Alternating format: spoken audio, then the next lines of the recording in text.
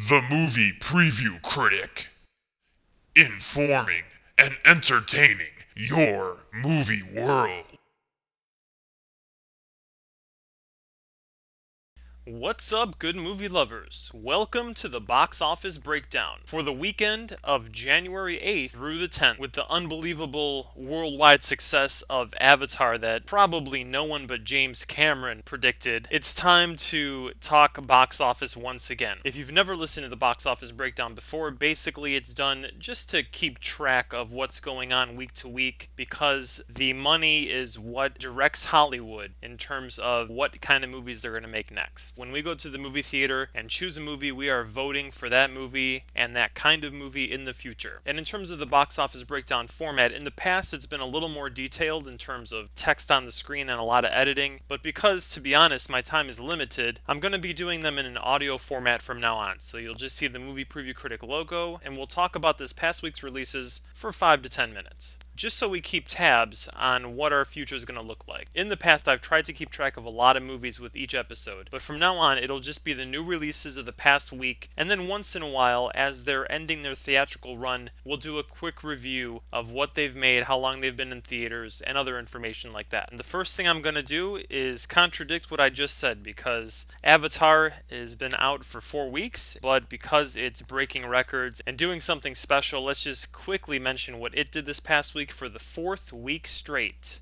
it is number one, grossing $48.5 million in the US for a domestic total of $429 million. Combining that with the roughly $900 million overseas, it's taken in about $1.3 billion. That's $500 million short of the record held by James Cameron's other film, Titanic. My only concern, as I mentioned in the first breakdown, which is not hosted on any video site other than Dailymotion because it was 30 minutes long, and on Dailymotion I'm able to upload longer videos, unlike most sites where there's a 10-minute limit. Check out the description area, there's a link to last week's episode, and if you want to hear more about Avatar, definitely check that one out. Let's hope that the message is Avatar is being supported, yes, because it's 3D and it's establishing a new level of filmmaking, a new tool, a new added weapon for the filmmaker to have in terms of telling a story and involving the audience, but it's not replacing what the key of all storytelling in, which is character. Now, again, it's not the greatest story, it's very predictable, it's pretty straightforward, and the characters aren't as developed as they could be, but it is better than a lot of the other blockbusters that came out this past year and of recent years. You can definitely bet that this is motivating StoryCorp to produce more 3D films because they'll automatically make money off of the glasses fee. So we have that to contend with, but hopefully, main thing here is that people are turning out because they're tired of remakes and reboots and just uninspired, lazy filmmaking. They know the name James Cameron, he's got an awesome pedigree, an awesome resume, and they know they're in for some quality. So I really believe the name of James Cameron is motivating everyone to see it, but again, so is the 3D. Let's hope that the message is a balance of both. That yes, we want technical innovation, but also give us something more with story and character. Alright, the first new movie of this week was Daybreakers. It came in number 4. The first 3 were Avatar, Sherlock Holmes, and Alvin and the Chipmunks The Squeakquel. That's depressing. We'll talk about Alvin and the Chipmunks in another episode in the future as it ends its theatrical run. Daybreakers, number 4. It was directed by a brother team of Michael Spierig and Peter Spierig. Pardon my pronunciation. They're not very well known, and they've only had one other feature, Undead, back in 2000. Kind of a new take on the zombie movie. It probably helped that the budget on this was only $21 million, and it's already made 80% of that back. It's released by Lionsgate, which tends to look for these sleeper franchises, these cheap movies made by passionate, creative people who want to prove themselves.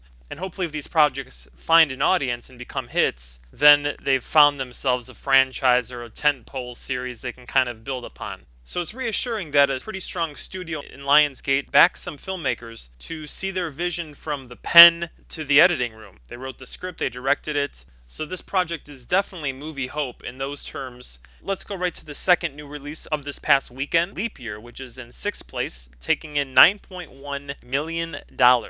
Leap Year is another example of an original screenplay, not based on anything. For some reason, I thought this was some kind of memoir or based on a book, but it seems that it's just an original idea written by Simon Beaufoy. His most recent credit before this would be Slumdog Millionaire, where he won Co-writers are Harry Elfont and Deborah Kaplan, who are a married couple that have been responsible for writing, directing some movies in the past. Their better-known projects would be Can't Hardly Wait and Josie and the Pussycats. Not the most reassuring combination of movies there. Leap Year is not getting good reviews. It seems to be very cliche and not all that challenging to the genre of the romantic comedy. What kind of movie future can we see resulting from this movie? Well, its budget was $19 million. It took in 9.1. Not bad. That's roughly half of what it costs to make, and you can expect that over the next month or so, 4 weeks. As Valentine's Day approaches, it might hang around in theaters long enough for that. You can expect it to make about 30 to 35. It wasn't a previously known property. There's no cultural awareness of it. It was just, okay, here's an idea for a romantic comedy. This seems to be riddled with a lot of cliches, and it's kind of our fault as the audience. We're not sending clear messages that, okay, we're tired of this stuff. Give us something new. Give us 500 Days of Summer. Leap Year here is one of those movies that if it can break even and just do a little bit more, it's going to be considered a success, and every studio needs to have a certain amount of romantic comedies because you have to release it at Valentine's Day, you have to release one during the summer, one in the fall. So every company wants to have a certain amount of these genre films that they can release based on the stats of similar films in the past and their performances and all the market research that's been done about that. Leap Year is a project that had to be out because it's starting to be that time of the year, and it kind of seems that the work, effort, and creativity that went into it is showing. Just because this is an original screenplay, I'm not going to go with movie hope right away. Again, I don't automatically say that anything that's adapted, remade, reboot is bad and anything that's original is good. You still have to prove that it's of quality. We want to see, we can't judge projects so quick. So while Leap Year is an original screenplay idea, it seems to fail at innovating, at pushing the boundaries, at doing something new and different. So we have to vote that this is Movie Apocalypse. Ninth place, the third new movie of the week, Youth in Revolt, is based on a 1993 novel, kind of done in like journal format, by someone called C.D. Payne. I've never read this story, and I think there's a series of them. We all know, of course, this stars Michael Cera, our favorite teenage hipster of the last few years. He's been in a bunch of Judd Apatow films, with his big break coming in Arrested Development. I don't know about you, but I'm a little bit burned out on his whole soft-talking voice, kind of, oh, I'm a little bit awkward, nerdy, kind of cool guy thing that he's got going on. It would be nice if the characters in the films he played were someone else other than that persona. I'm not sure if that's just who he is, or if the roles are being written because he's capturing some kind of archetypical character that exists and we want to see that. With a budget of $18 million, this only took in $7 million.